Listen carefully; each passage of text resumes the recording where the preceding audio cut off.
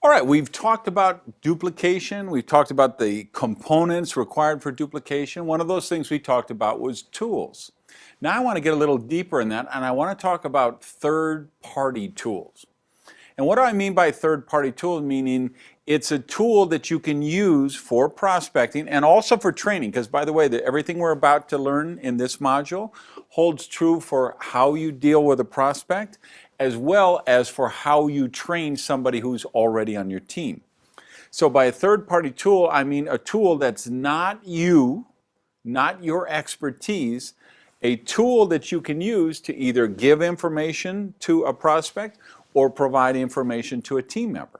Now it could be if you took the Kiyosaki book, and you could use that as a third-party tool. I mean, it's definitely from a third party, right? That's Robert Kiyosaki wrote that. He has nothing to do with your company or your business. It's a third-party tool that shows the credibility of our profession.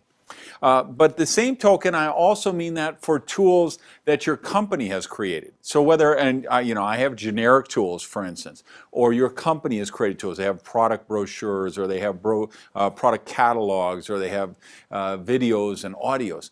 All these things would all come under this category of third-party tools, meaning it's a tool that isn't you that can give the information. Why is that important? Is because that's what allows you to be duplicated. Because when you provide the information, that can't always be duplicated. But if you hand somebody a CD, they've got a question, and they say, well, I really want to know more about these products. I need to know the science behind them. You say, great. Here's a CD I want you to review, or here's a DVD I want you to review, or here's a link to a presentation you can watch online. Anybody can duplicate that. Oh, okay, so if I get a question about this, I hand out that. If I get a question about that, I hand out this. If I get inquiry about this, I send them the link to this video, or I send them the link to this audio. That's a third-party tool. And why that's important is it removes you from the equation. Funny story, but really true. When I started in the business, I mean, you remember, I was a minimum wage dishwasher who, high school dropout, worked my way up through the restaurant business.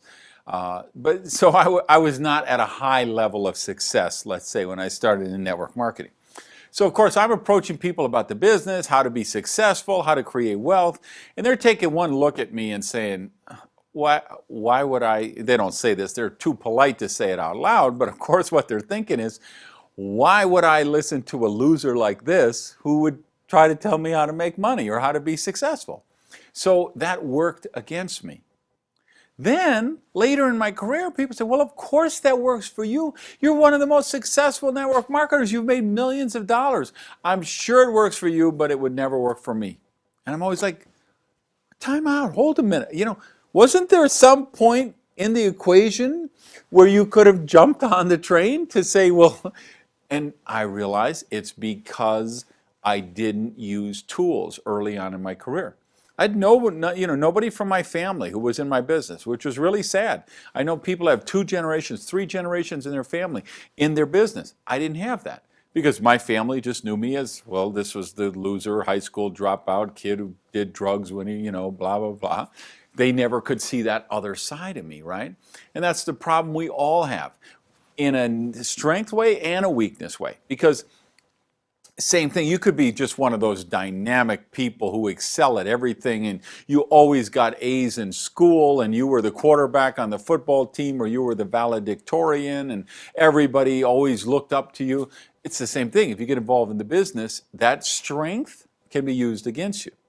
So when you use third-party tools, it removes you from the equation, whether it's a strength you have or a weakness you have. So it's kind of a joke, but we're serious when we say it too. We say if you're talking to a prospect and your lips are moving, you better be handing them a tool. Because if you're not handing them a tool, then you're doing something which can't be duplicated. So here's the formula I want you to think of. We're going to call it the triangle principle. So you are one point on the triangle, the prospect is another point on the triangle, and then the tool is the third point on that triangle.